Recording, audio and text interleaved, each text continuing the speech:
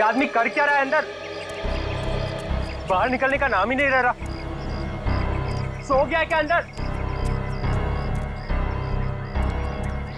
कमाल के लोग, दूसरे के टाइम की तो कोई वैल्यू ही नहीं।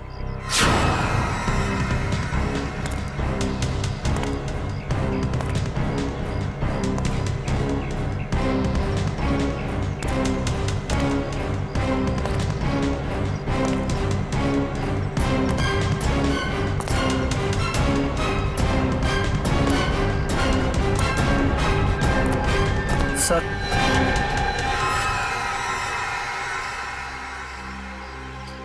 इतना लेट?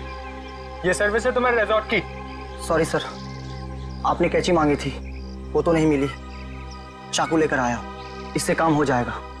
तो ब्लडी लाउजी पीपल, 10:30 हो गए, मीटिंग्स करनी है, अपॉइंटमेंट्स है, और अंदर ये आदमी बैठ के धरना दे रहा है। सर, आप अंदर नहीं जा सकते सर। हेलो भैया, सुन रहे हैं आप? ओ भाई साहब, जल्दी कीजिए, मुझे लेट हो रहा है। शराफत नाम की भी कोई चीज होती है, घर ही बनाकर बैठ गए हो। इग्नोर करने की भी हद होती है यार। अरे सुनाई दे रहा है कि नहीं आपको कुछ?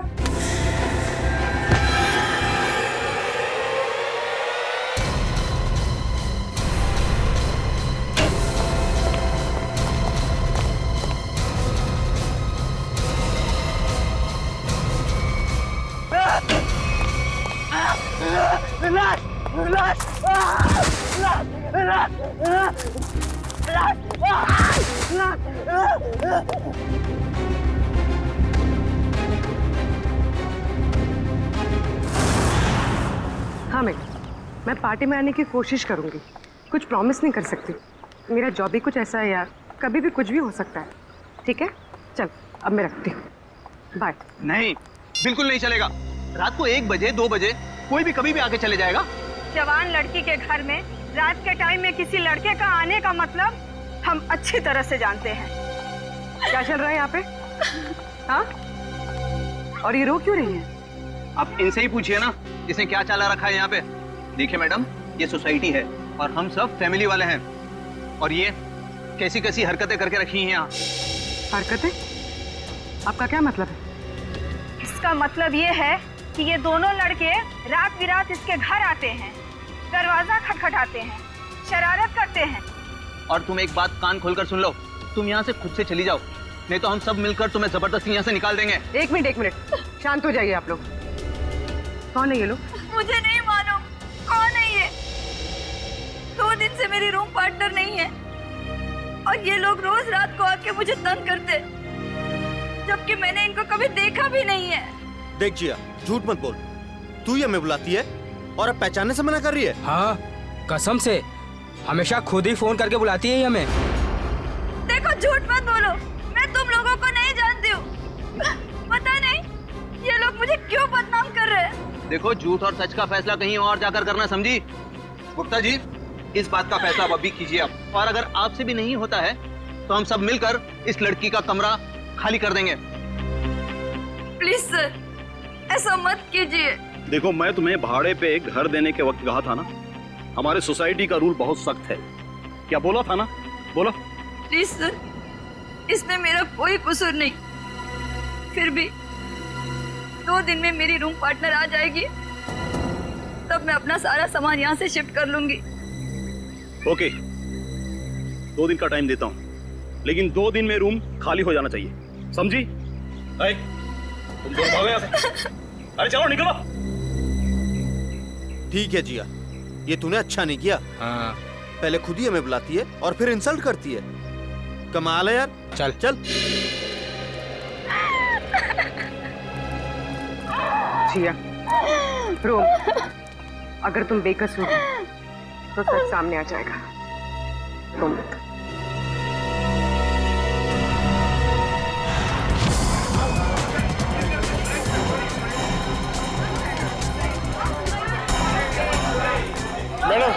मैडम मेरा बिल बनाइए फौरन।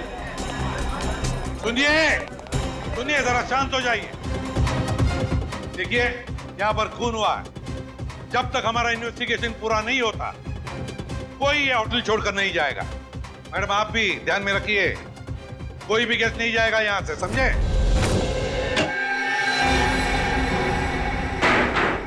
सर बॉडी नहीं है।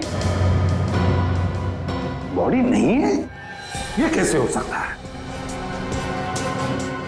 बॉडी गई कहां? बॉडी कैसे गायब हो गई? ये कैसे हो सकता है? और सर अगर किसी ने मर्डर किया है और अगर वो बॉडी ले गया तो फिर ये सिर क्यों छोड़ गया? वही तो, अगर सिर यहां छोड़ा और लाश कहीं पर लेकर गया तो कोई ना कोई निशान तो होने चाहिए था। किसी ना किसी ने तो देखा होगा, कोई ना कोई तो जगह हो सकती है।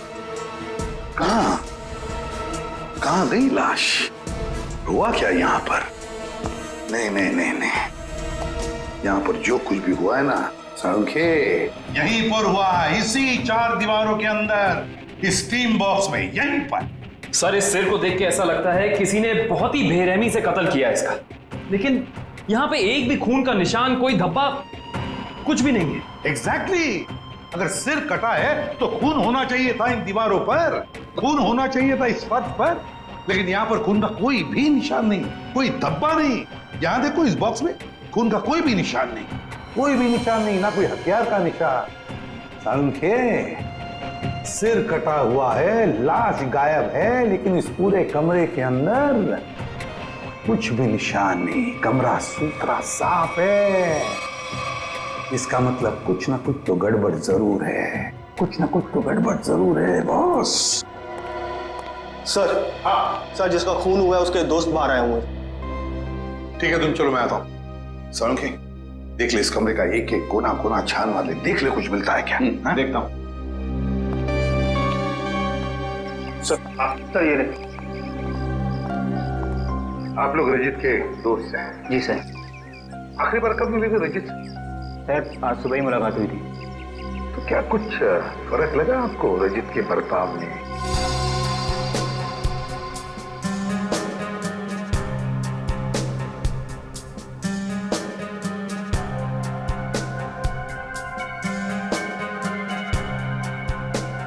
सर ऐसी तो कोई बात नहीं है। इनफैक्ट हम जिम से साथ में ही आ रहे थे, कॉरिडोर में मेरी उससे बात भी हुई, बहुत फ्रेश और बहुत खुश लग रहा था। अरे रजित, कैसी रही तुम्हारी मसाज? हाँ, हल्का महसूस कर रहा हूँ। सेमिनार के लिए आए पर ऐसा लग रहा है वेकेशन के लिए आए हैं। मुझे लगा तुम वाकई में वेकेशंस के लिए ही आए हो। अरे कहीं सेमिनार में सो मत जाना। नहीं, मैं आधे घंटे के लिए स्टीम बात कर लूँ, फिर टॉक्सिन्स भी क्लीन हो जाएंगे और मैं फ्रेश भी लगूंगा। सर उसके बाद हम दोनों यहाँ स्टीम रूम में आए और वो स्टीम रूम का अटेंडेंट रिकी, सर रिकी ने ही स्टीम रूम तैयार किया था रजित के लिए। Good morning sir. Good morning Ricky. 10 बजे का अपॉइंटमेंट है मेरा। Yes sir. सर आप साइन कर दीजिए। Thank you sir. आइए सर।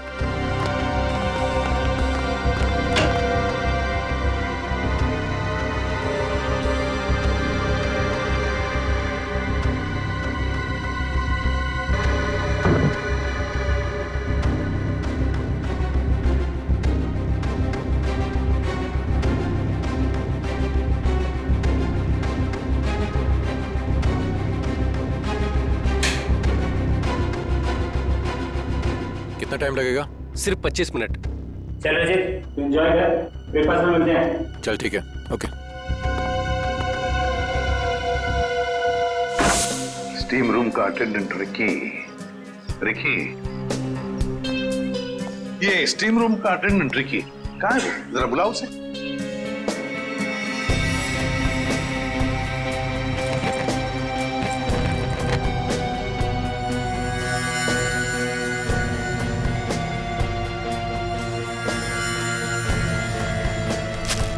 सर वो जब से हादसा हुआ है तब से गायब है। रिकी इस रिसोर्ट में कहीं नहीं। रिकी गायब है? जब से हादसा हुआ रिकी गायब है। इस रिकी का पता लगाना पड़ेगा। सर सर, खून, एक और लाश उधर है।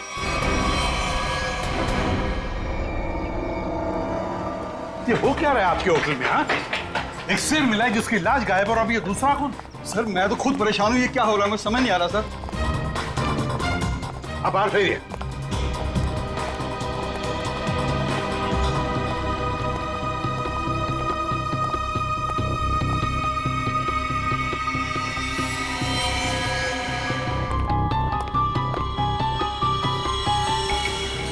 करेक्ट सर, देखो फिंगरप्रिंट चेक करो इस पर। सर, हाँ, ये खाली ब्रीफकेस? स्टील की ब्रीफकेस, वो भी खाली। जरूर इसमें कुछ ऐसा सामान था जिसकी वजह से शायद इसे मारा गया। सर, ये 2 ग्लासेस। 2 ग्लासेस?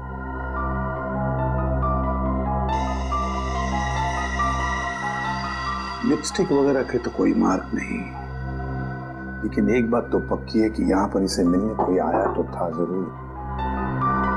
कोई ऐसा आदमी जिसे ये शायद जानता था, जरूर जानता होगा उसे। क्या नाम क्या था इस गेस्ट का? सर विनय नाम था इनका, और यहाँ पे होने वाले सेमिनार के लिए आए थे। विनय, तो इससे मिलने अगर जो भी कोई आया होगा उसका रिकॉर्ड तो हमें रिसेप्शन से मिलेगा ही ना? जी सर।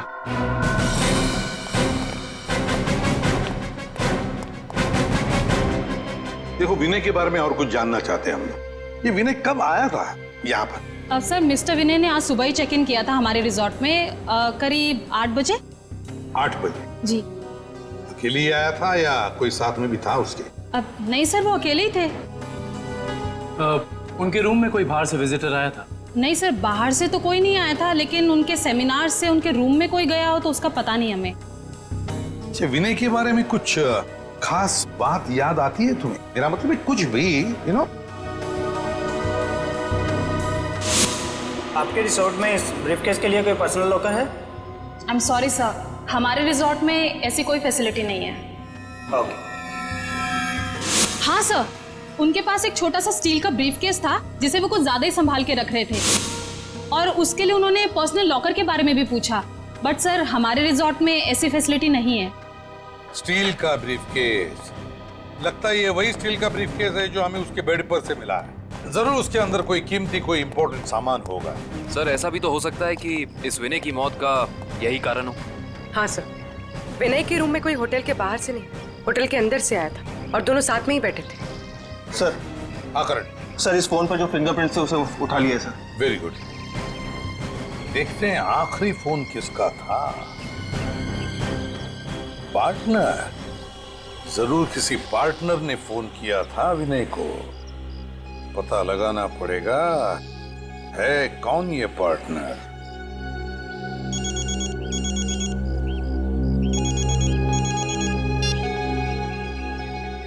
हेलो। हाँ, तुम आज से ही काम शुरू कर दो, ये जरूरी है।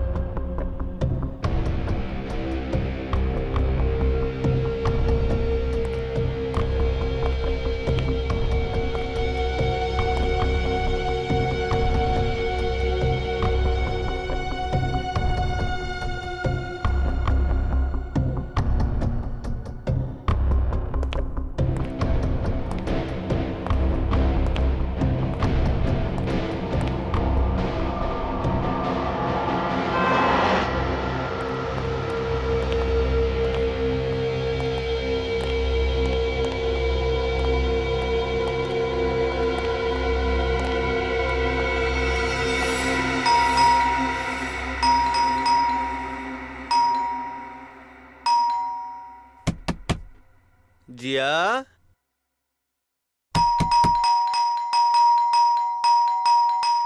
दरवाजा खोलो जिया। जिया, जिया, जिया दरवाजा खोलो वरना तोड़ देंगे हम, बता रहे हैं हम बस। ये इन लोगों का रोज का नाटक है। जिया दरवाजा खोलो जिया। जिया प्लीज दरवाजा खोलो प्लीज, नहीं तो हम तोड़ देंगे दरवाजा, बोल दे रहे हैं हम। जिया जिया पुलिस को फोन करते हैं, तभी बात समझ में आएगी। जिया दरवाजा खोलो जिया। जिया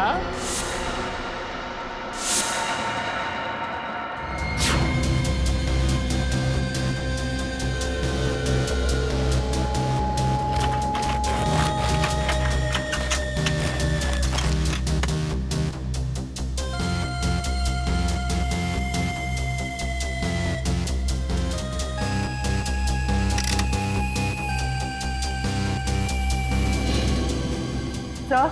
हाँ तारिका। सर इसकी खोपड़ी में एक अजीब बात है। अच्छा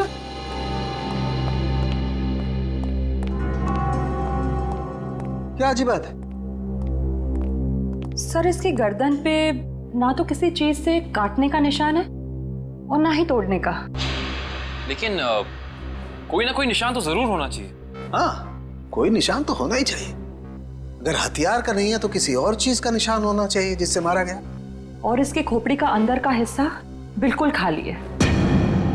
ऐसा लगता है जैसे कि सारी चीजें पिघलकर बह गई हो। ऐसा कैसे हो सकता है तारिका?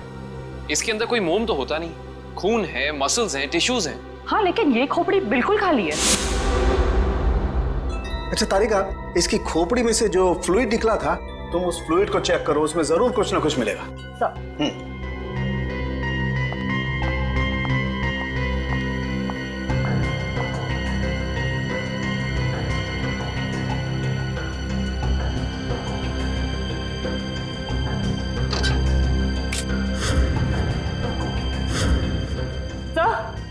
ये देखिए।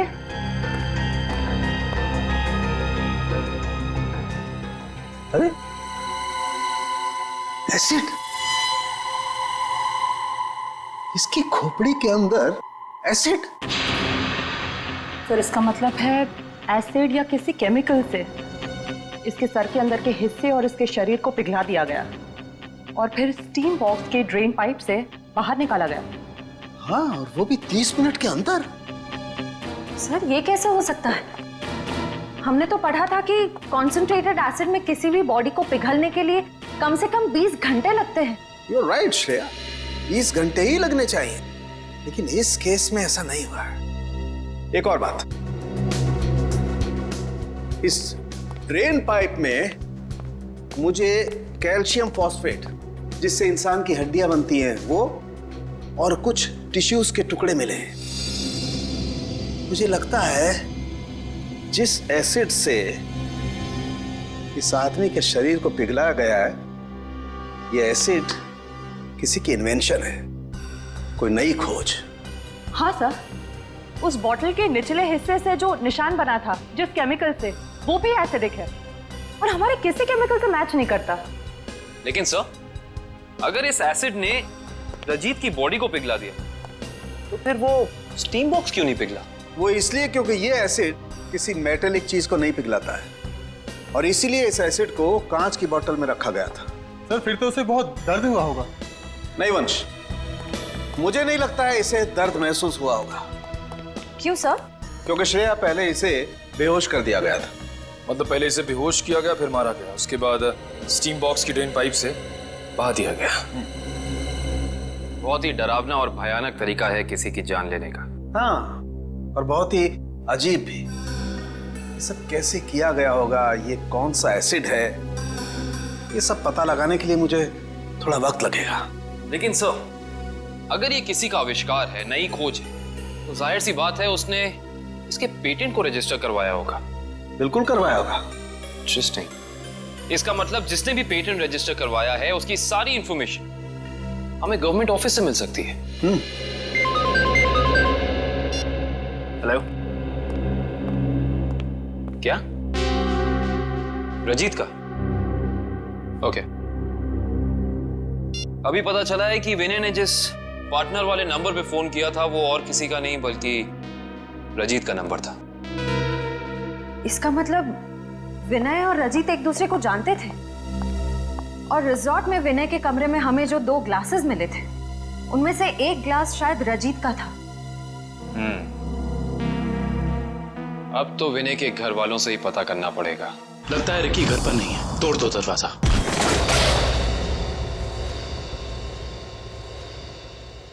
चेक करो।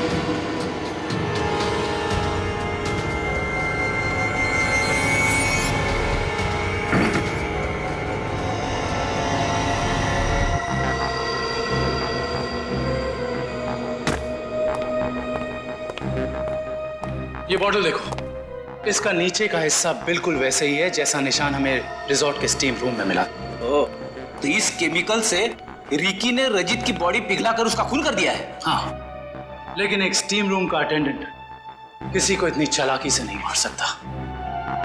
ये उसके दिमाग का काम हो ही नहीं सकता।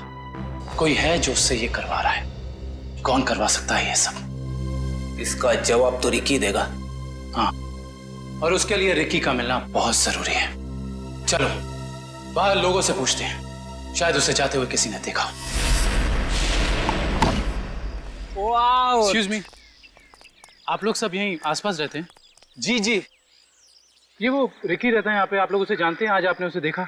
हाँ सर, मैंने देखा उसे। बड़ी जल्दी में लग रहा था और एक बैग भी था उसके हाथ में। अच्छा, यहाँ से किस तरफ गया था वो? सर उस तरफ। उस तरफ? हाँ सर, एक ट्रक आया और रिकी उस पे बैठ के निकल गया। थैंक यू, चलो उस डायरेक्शन में देखते हैं।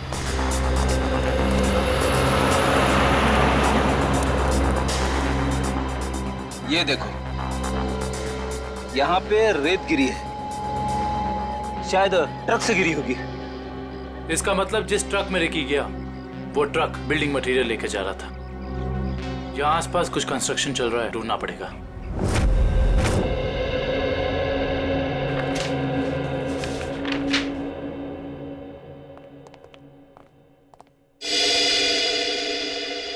जी कहिए। सीआईडी। सीआईडी? जी, पिछले हफ्ते में जितने भी एसिडिक केमिकल्स को पेटेंट कराया गया है उन्हें रजिस्टर करवाने वालों के नाम और पते हमें चाहिए। केमिकल का कोई नाम भी तो होगा। आप वो फाइल हमें दे दीजिए, हम खुद ढूंढ देंगे। ठीक है।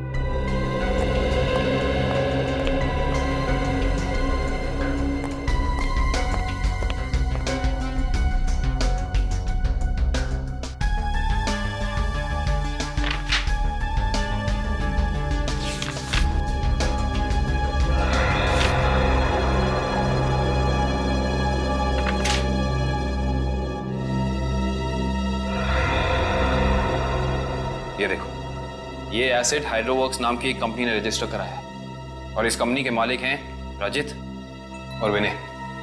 इसलिए विनय के सेल फोन पे रजित का नंबर पार्टनर के नाम से सेव था। रजित अपने खोज से मरा और उसका पार्टनर विनय एक बंद कमरे में मरा हुआ मिला। इंटरेस्टिंग। ये केस तो और भी ज्यादा उलझता जा रहा है। नैना जी, हमें भी बहुत दुख है विनय की मौत का। हम आपका ज्यादा वक्त नहीं लेंगे। हाँ, लेकिन आपसे थोड़ी जानकारी चाहिए हमें। मुझे तो अभी भी समझ नहीं आ रहा कि विनय से किसी की क्या दुश्मनी हो सकती है। बेहद शरीफ और मिलनसार इंसान थे मेरे विनय। अच्छा, ऐसा कोई हादसा या कभी उनकी किसी के साथ कोई तू मैं हुई हो या कोई दुश्मनी, कुछ याद है आपको? दुश्मनी तो कोई नहीं थी, पर हाँ, कुछ दिनों से उन्हें कुछ धमकी भरे फोन जरूर आ रहे थे। धमकी? कौन थे ये लोग? मालूम नहीं, पर मैंने बहुत समझाया उन्हें कि उन्हें जाके पुलिस में कंप्लेन कर देनी चाहिए, पर उन्होंने मेरी एक ना सुनी। कहते रहे कि कोई मजाक कर रहा होगा। सीरियसली लिया ही नहीं इस बात को। नैना जी, आप हमें हाइड्रो वर्क्स के बारे में क्या बता सकती हैं? हमारी इंफॉर्मेशन के हिसाब से विनय और रजीत दोनों पार्टनर्स थे और इन दोनों ने मिलकर एक बहुत ही खास केमिकल की खोज की थी। देखिए, मैं बस इतना जानती हूँ कि वो दोनों साथ में काम कर रहे थे, बस। देखिए नैना जी, उसी केमिकल का इस्तेमाल करके पहले किसी ने रजीत को और फिर विनय को मार डाला। ऐसा कैसे हो सकता है? वो केमिकल तो विनय अपने साथ लेकर जाने वाले थे, एक ब्रीफकेस में। उन्हें सेमिनार में कुछ पेपर सबमिट करने थे और वहीं उन्हें रजत से भी मिलना था। अच्छा नैना जी, क्या पहले कभी ऐसी कोई घटना हुई है जिससे हमें कोई सुराग मिल सके? ऐसा कुछ खास तो नहीं, पर हाँ, कॉलेज के दिनों में जब वो जूनियर कॉलेज में पढ़ते थे तब कुछ तो केस हुआ था जिसकी वजह से उन्हें कॉलेज से रेस्ट्रिकेट कर दिया गया था। अच्छा, वो केस क्या था, कुछ उसके बारे में पता है आपको? देखिए, मैं ज्यादा कुछ नहीं जानती, पर बस इतना पता है कि कुछ तो केस हुआ था जिसकी वजह से उन्हें रेस्ट्रिकेट कर दिया गया था बेवजह। कौन सा कॉलेज था ये? GRN college. Thank you.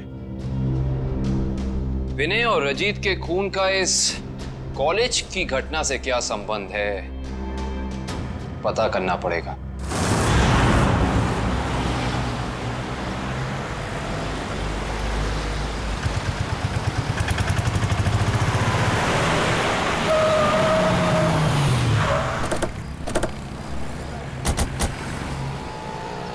ये देखिए, रेत यहाँ पे पड़ी हुई है और ये देखो टायर के मार्क्स। इसका मतलब ट्रक यहाँ पे आके रुक गया था, लेकिन ये कंस्ट्रक्शन का काम भी तो बंद है। यही वजह है कि अब हमें ये पूरी जगह चेक करनी होगी। आओ अंदर चलकर देखते हैं।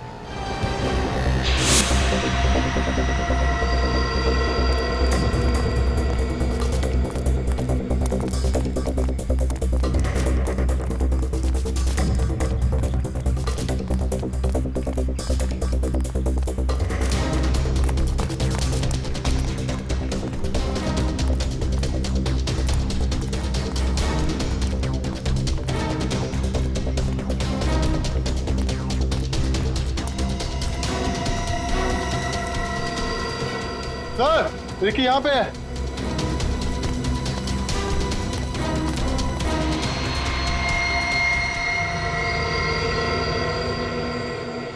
रिकी, रिकी, ये तो ठंडा पड़ गया। हाँ सर, इसकी स्किन भी कड़क हो गई है। पहले से हॉस्पिटल पहुंचाओ।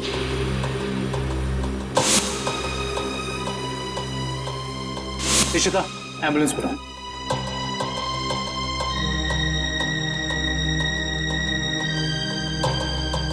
इसके शरीर पे जेल जैसा कुछ लगा हुआ है, जिसकी वजह से इसका शरीर अकड़ गया होगा। और ये देखिए, आसपास के पत्थरों पे भी जेल जैसा ही है। ये देखो,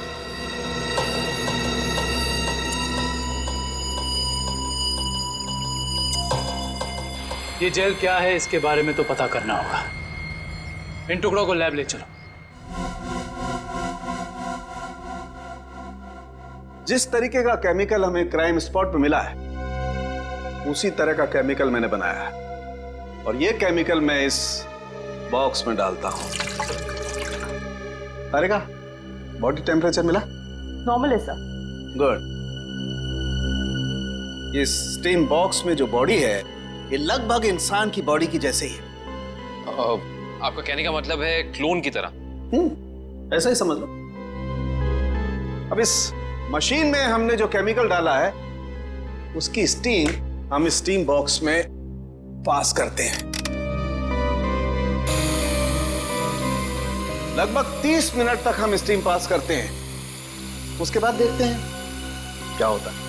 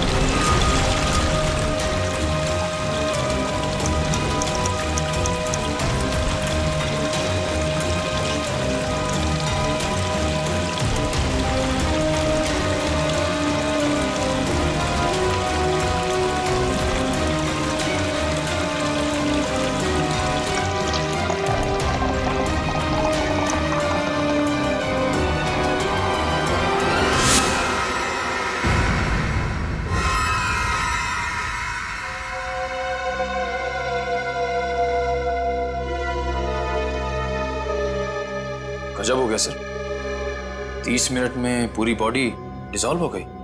हाँ निखिल, ये केमिकल बहुत पावरफुल है। थोड़ी सी मात्रा में पूरी की पूरी बॉडी पिघल करके बह जाती है।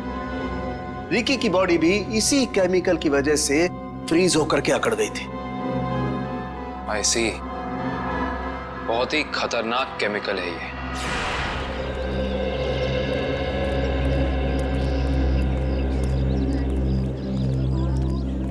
एक्सक्यूज मी, हम लोग सीआईडी से 2005 के केस के सिलसिले में आपसे थोड़ी पूछताछ करनी थी।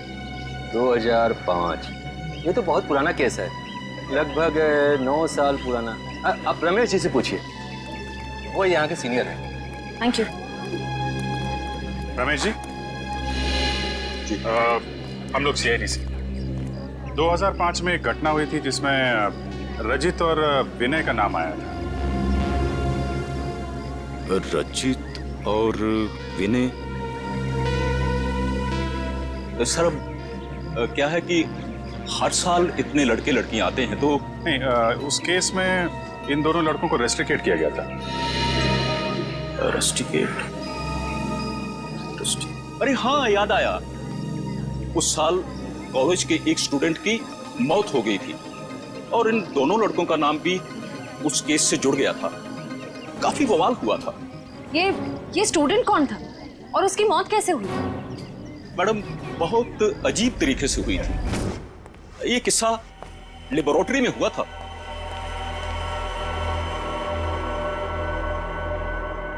इतनी देर तक कौन काम कर रहा है? कौन काम कर रहा है?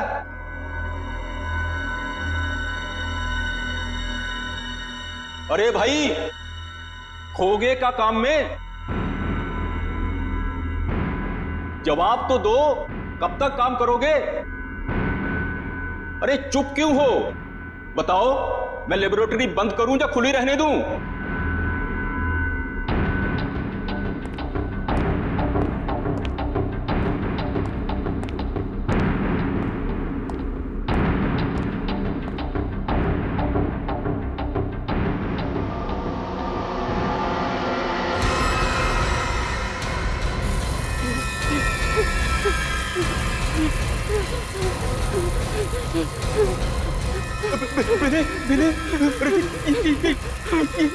ये देखो संपत को क्या हो रहा है?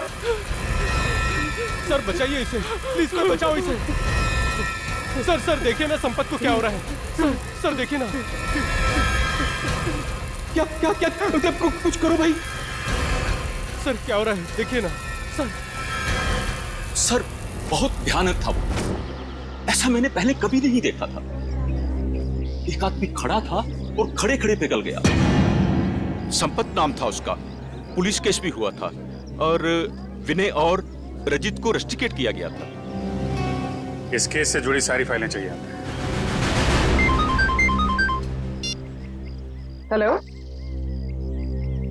कहाँ? कौन से रेस्टोरेंट? ठीक है, मैं पहुंचती हूँ, नजर रखना।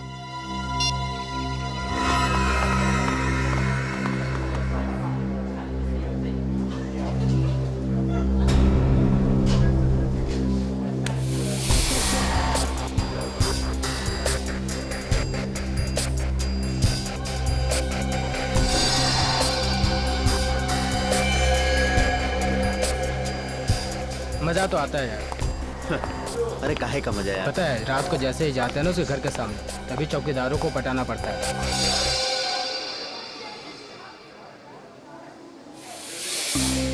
मैडम, आप यहाँ कैसे? तुम लोग क्या समझते हो? तुम लोग कुछ भी करते रहोगे और तुम्हारा कोई कुछ नहीं बिगाड़ सकता।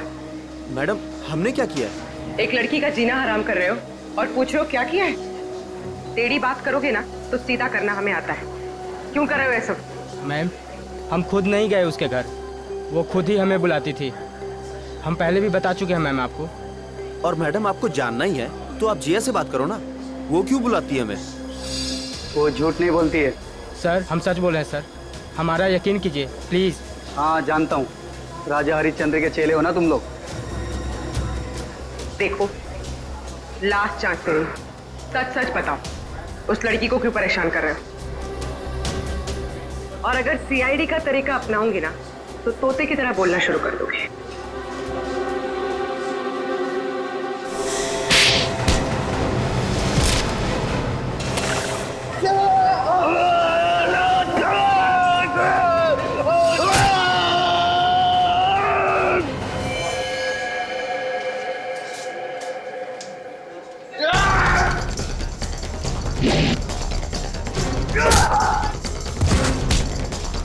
लड़कियों को छेड़ता है।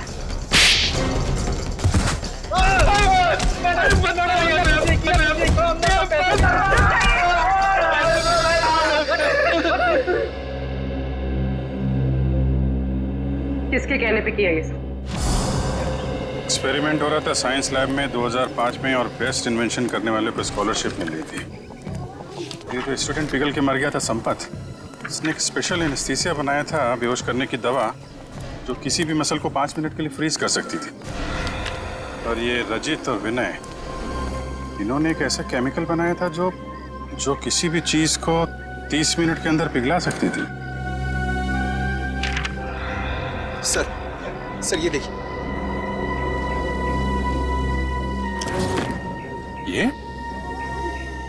ये भी उस वक्त कॉलेज में था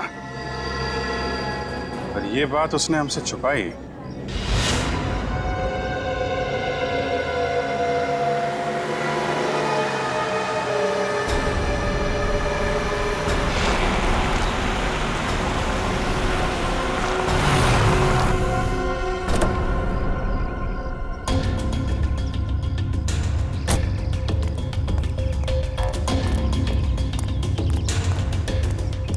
पैसे लिए? हाँ, ये देखो।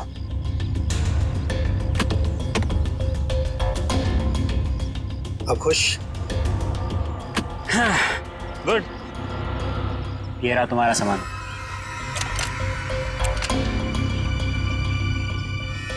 तो ये है दुनिया का सबसे बड़ा आविष्कार जो अब मेरा होगा। बिल्कुल तुम्हारा है। Thank you. वेलकम।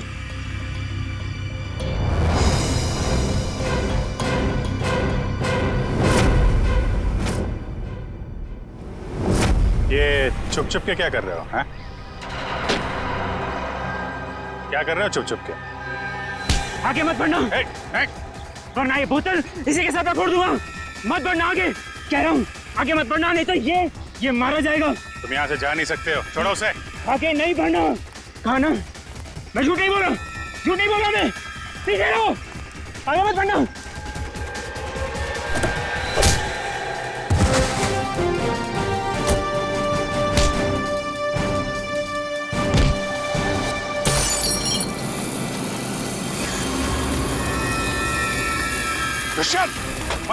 हॉस्पिटल लेकर आओ जल्दी।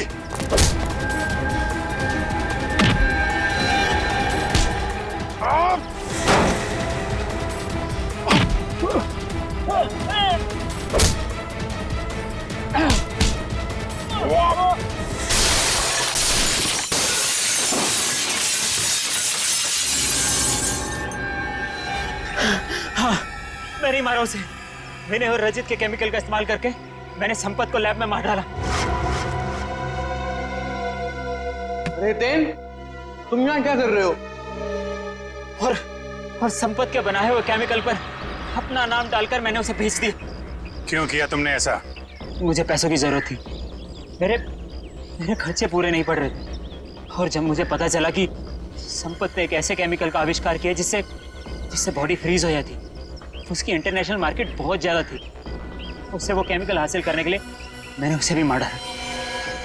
रजित और विनय को उन्हीं के खोजे हुए केमिकल से मार दिया और केमिकल बेच के पैसा कमाना चाहते थे, क्यों? हाँ। और इसमें वो स्टीम रूम का अटेंडेंट रिकी, उसने तुम्हारी मदद की थी। हाँ, लेकिन मैंने उसे पैसे दिए थे। इस बॉटल का सारा केमिकल टीम बॉक्स में डाल देना। जैसे ही काम खत्म हो जाए इस बॉटल को गायब कर देना। चलो। हाँ, समझ गया। चलो निकलो। मैंने पहले विनय को मारा।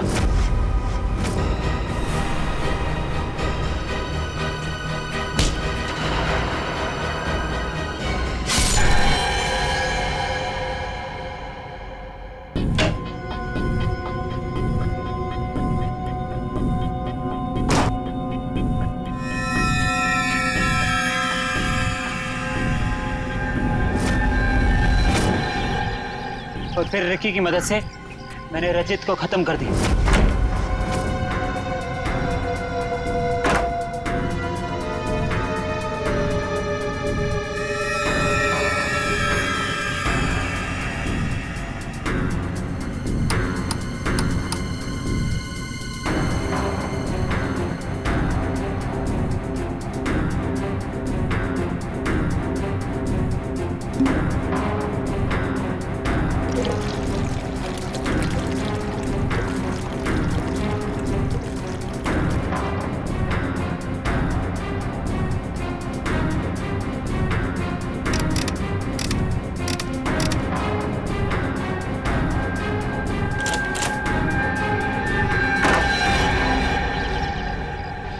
रिकी तो तुम्हारा साथी है ना, फिर उसे मारने की कोशिश क्यों की तुमने?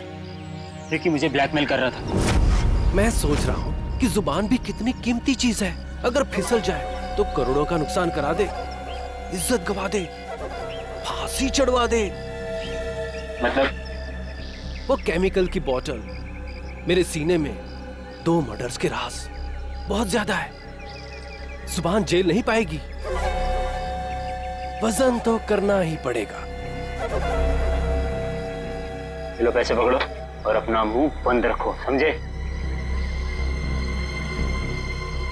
उसी केमिकल से मुझे डरा रहा था। क्या करता? जरूरत थी और मजबूरी। Shut up! समाज की भलाई के लिए की गई खोज का गलत इस्तेमाल किया है तुमने। 3 खून किए हैं। तुम जैसे लोगों के लिए कानून ने भी एक खोज की है, फांसी। आप लोगों को जरा सा भी एहसास नहीं हुआ कि आप लोग सब मिलकर एक अकेली लड़की के साथ इतनी नाइंसाफी कर रहे थे? कोई इस तरह से परेशान करता है किसी को? बोलिए। सॉरी मैडम, ये रमेश जी को अपना फ्लैट बेचना था और उन्हें अच्छा बायर भी मिल गया था, इसीलिए सब। और मैडम, जिया घर खाली करना भी नहीं चाह रही थी और उसके लीज एग्रीमेंट को खत्म होने में अभी टाइम था। मैडम, ये रमेश जी ने एक दिन आकर हमें अपनी तकलीफ बताई और हमसे हेल्प मांगी। तो आप लोग ने मिलकर ये ड्रामा किया, एक लड़की के कैरेक्टर पर कीचड़ उछाला। आप लोग ऐसा कर कैसे सकते? और रमेश जी, आप पैसों के लालच में इंसानियत भूल गए। सॉरी मैडम, मुझसे गलती हो गई, अब ऐसा नहीं होगा। जिया अब यहीं रहेगी, इसी फ्लैट में। जिया, मुझे माफ कर दो। I am really sorry. Please sir, sorry बोल के मुझे शर्मिंदा मत कीजिए। थैंक यू मैम, आपने मेरी बहुत हेल्प की, वरना मैं अपने पेरेंट्स के पास वापस चली जाती। देखो जी, कभी घबराना मत। अपने हक और अपने सम्मान के लिए हमेशा लड़ना, समझे? Best of luck. Thank you ma'am.